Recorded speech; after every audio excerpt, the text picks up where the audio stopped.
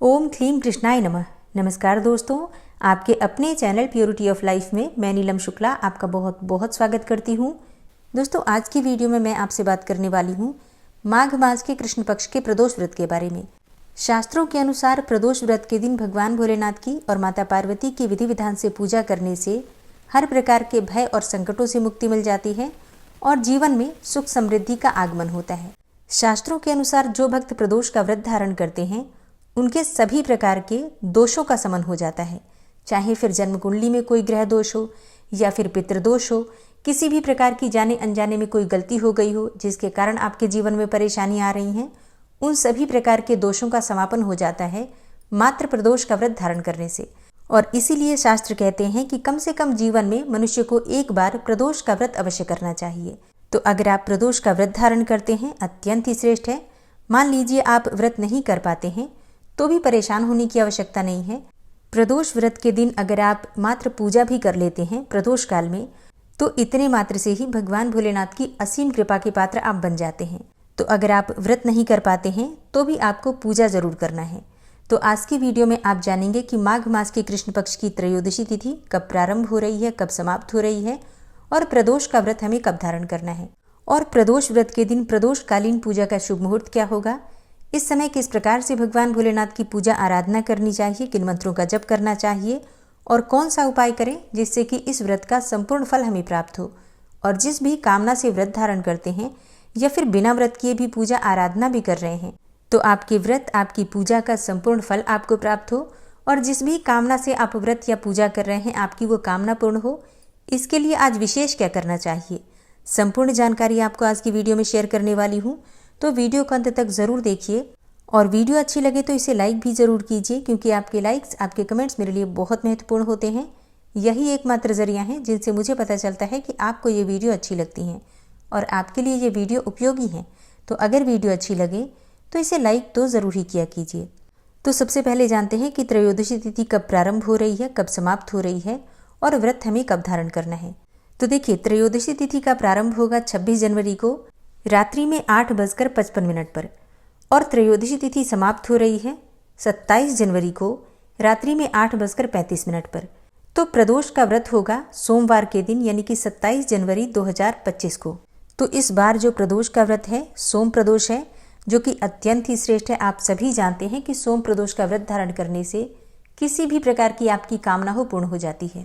इसके अलावा जो भक्त मासिक शिवरात्रि का व्रत धारण करते हैं उनके लिए भी 27 जनवरी 2025 को ही मासिक शिवरात्रि का व्रत करना है।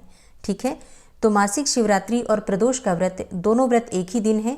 तो ये अत्यंत ही शुभ और दुर्लभ संयोग आपको प्राप्त हो रहा है सोम प्रदोष और सोम शिवरात्रि का, जो कि आपकी समस्त प्रकार की परेशानियों से मुक्ति दिलाने वाला है।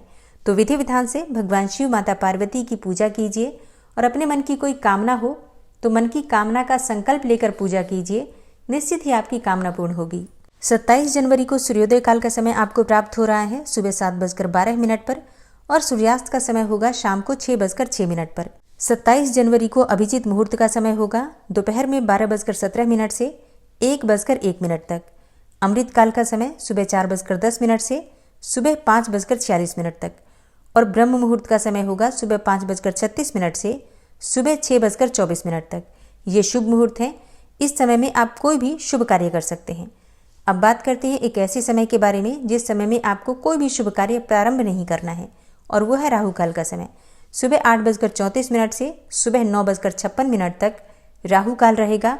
राहु काल में कोई भी शुभ कार्य प्रारंभ नहीं करना चाहिए, लेकिन अगर आप पहले से कर रहे हैं तो बिल्कुल कर सकते हैं, कोई समस्या नहीं है। और अब बात करें प्रदोषकालीन पूजा के शुभ मुहूर्त के बारे में, तो देखिए, प्रदोष काल की पूजा का शुभ मुहूर्त आपको प्राप्त हो रहा है 27 जनवरी को शाम को 5:15 से रात्रि 7:30 तक।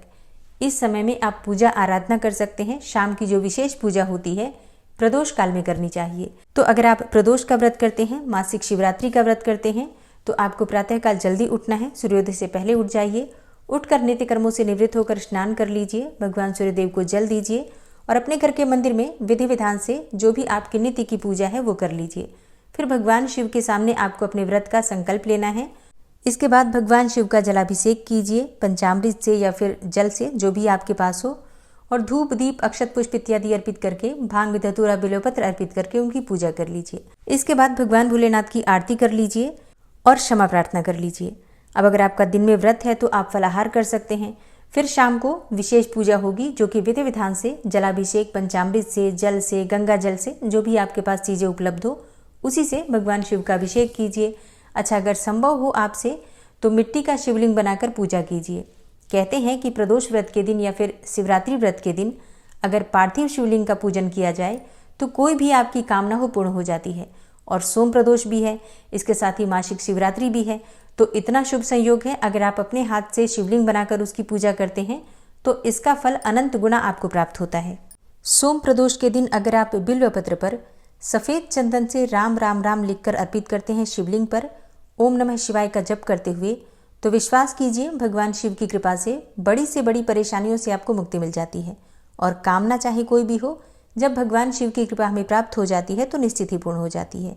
भगवान शिव को सफ़ेद पुष्प अत्यंत प्रिय है और सोम प्रदोष भी है, तो ऐसे में आपको शिवलिंग पर सफ़ेद पुष्प अवश्य अर्पित करना है। अगर संभव हो तो चमेली के पुष्प शिवलिंग पर अर्पित कीजिए और अपने मन की कामना कहिए, तो निश्चित ही आपकी कामना पूर्ण होती है। आज के दिन आपको काले तिल शिवलिंग पर अवश्य अर्पित करना है। इससे आपको शनि जनित पीड़ा से मुक्ति मिल जाती है। पितृ दोषों से भी मुक्ति मिलती है अगर हम शिवलिंग पर काले तिल अर्पित करते हैं सोम प्रदोष या फिर शनि प्रदोष के दिन। तो आप चाहें तो जल में मिलाकर भी अर्पित कर सकते हैं या फिर वैसे भी चढ़ा सकते हैं। थोड़ा सा चुटकी भर काले तिल लेकर और शिवलिंग पर अर्पित कर दीजिए और अपने लिए भगवान से प्रार्थना कर लीजिए। इसके अलावा अगर आपको धतूरा मिल जाता है, धतूरे का जो कांटेदार फल होता है वो चढ़ा दीजिए, तो इससे भी आपके जीवन की बहुत सारी परेशानियां, रोग, ऋण, शत्रु सबसे मुक्ति मिल जाती है। सोम प्रदोष है तो भगवान भोलेनाथ को भोग में आपको खीर का भोग लगाना चाहिए। चावल की खीर बना सकते हैं आप, चाहे तो आप मखाने की खीर भी बना सकते हैं, मतलब जो भी चीज़ें आपके पास उपलब्ध हो।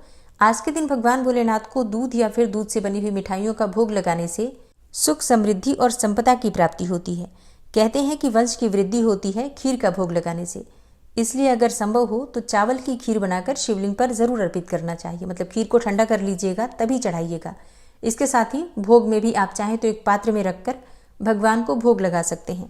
और भगवान भोलेनाथ की पूजा करते समय आपको मंत्रों का जप जरूर करना है। अपनी इच्छा के अनुसार आप चाहें तो कोई सा भी मंत्र जप कर सकते हैं, जैसे कि नमः शिवाय का जप कर सकते हैं, महामृत्युंजय मंत्र का जप कर सकते हैं, या कोई स्तोत्र पाठ कर सकते हैं। चाहे तो शिव चालीसा या फिर शिव सहस्त्र नाम का पाठ भी कर सकते हैं। घर के आसपास अगर मंदिर है तो मंदिर जाकर पूजा करना अत्यंत ही श्रेष्ठ होता है। मंदिर नहीं जा पाते हैं तो घर में भी पूजा कर सकते हैं।